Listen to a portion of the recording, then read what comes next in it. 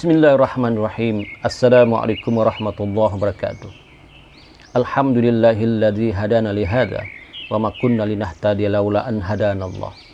Asyhadu an la ilaha illallah wahdahu la syarika lah wa asyhadu anna Muhammadan abduhu wa rasuluh. Allahumma shalli wa sallim ala sayyidina wa nabiyyina Muhammad wa ala alihi wa sahbihi ajma'in, amma ba'd. Alhamdulillah para penonton sekalian, sekali lagi kita bertemu di dalam siri-siri tazkirah online ini. Moga-moga saya dan tuan-tuan dapat manfaat bersama. Saya nak tanya pada tuan-tuan, apa kabar? Adakah tuan-tuan sihat? Alhamdulillah.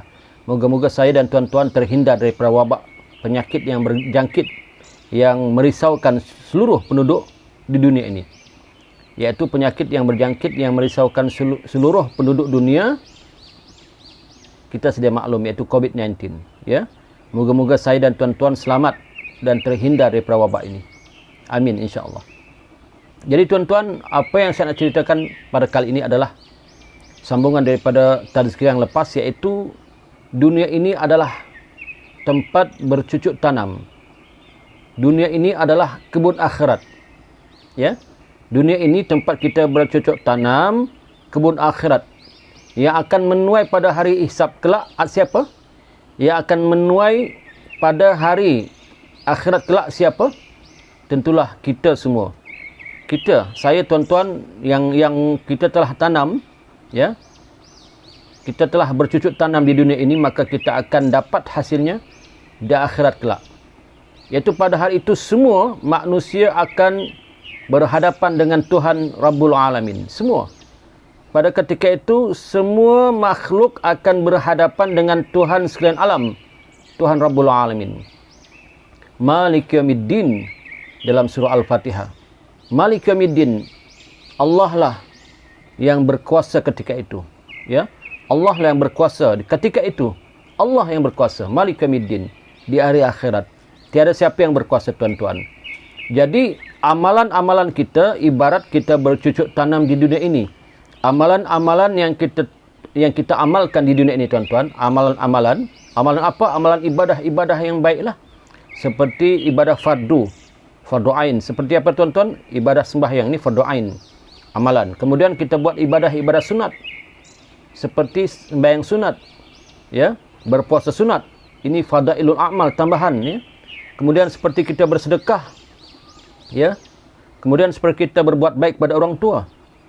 Kemudian seperti kita berzakat.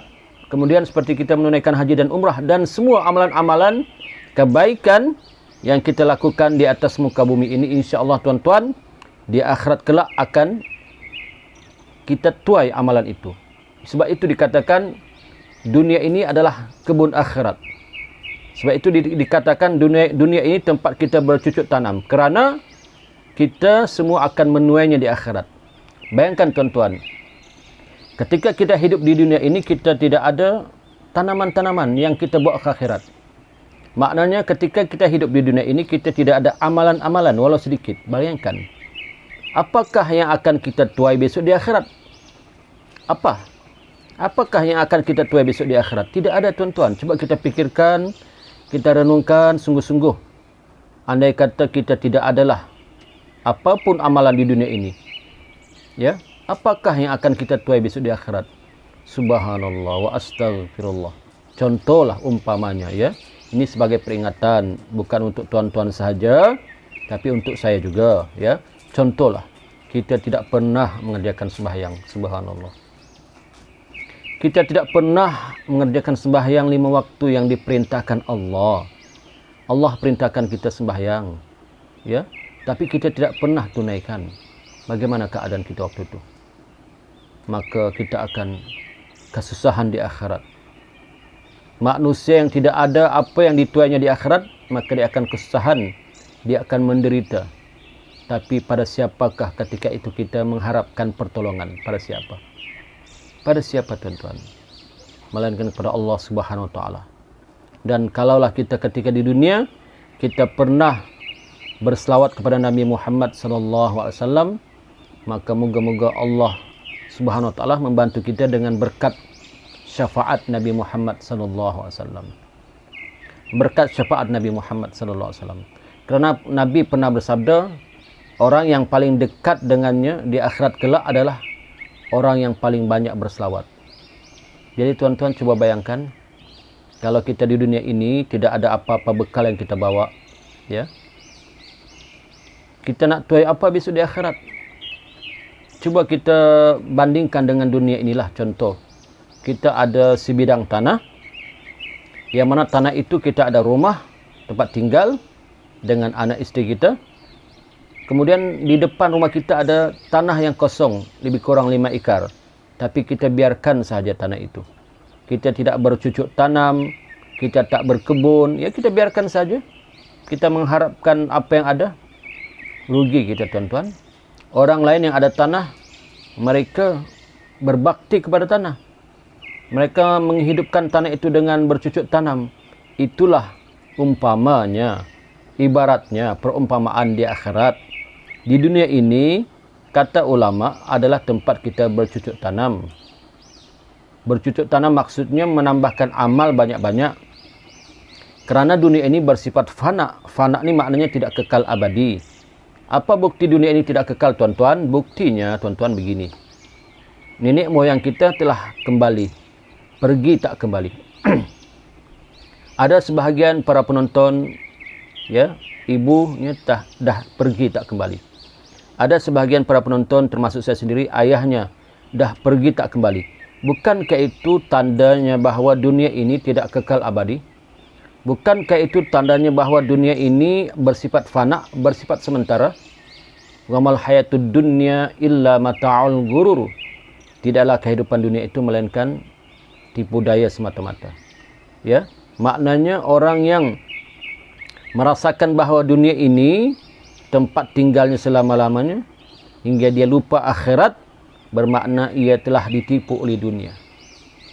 Ya, orang yang tidak sempat beribadah kepada Allah kerana sibuk berurusan dunia, maka orang itu sudah tertipu dengan dunia.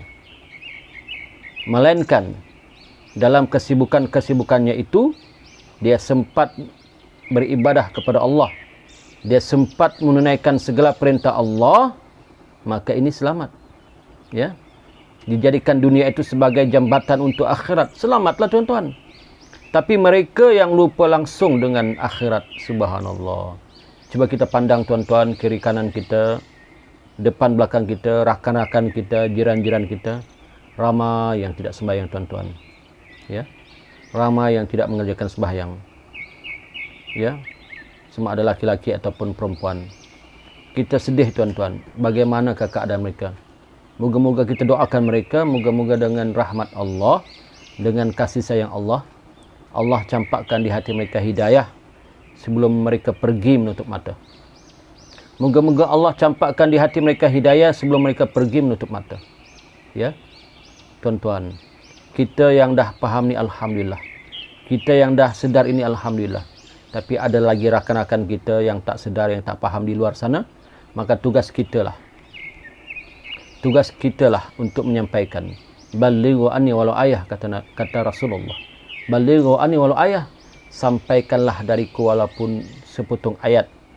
Maknanya sampaikanlah, ya, ajaran Islam yang mulia ini kepada sahabat-sahabat kita, kepada rakan-rakan taulan kita, yang paling penting kepada keluarga kita sendiri, isteri dan anak-anak kita sendiri. Itu yang lebih penting. Qu anfusakum wa ahlikum nara, selamatkanlah diri kamu dan ahli keluarga kamu daripada api neraka, daripada azab api neraka. Itu lebih penting. Kita dapat hidayah alhamdulillah, kemudian kita selamatkan isteri dan anak-anak kita. Moga-moga mereka pun selamat di dunia dan selamat di akhirat, insya-Allah, amin. Jadi itu sahaja tazkirah ringkas pada kali ini.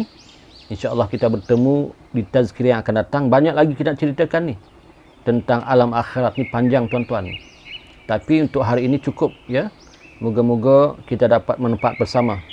Saya dan tuan-tuan dapat menempat bersama. Sekian, wabihi wallahu alam. Yang benar itu tentulah datang dari Allah Subhanahu Wa Taala.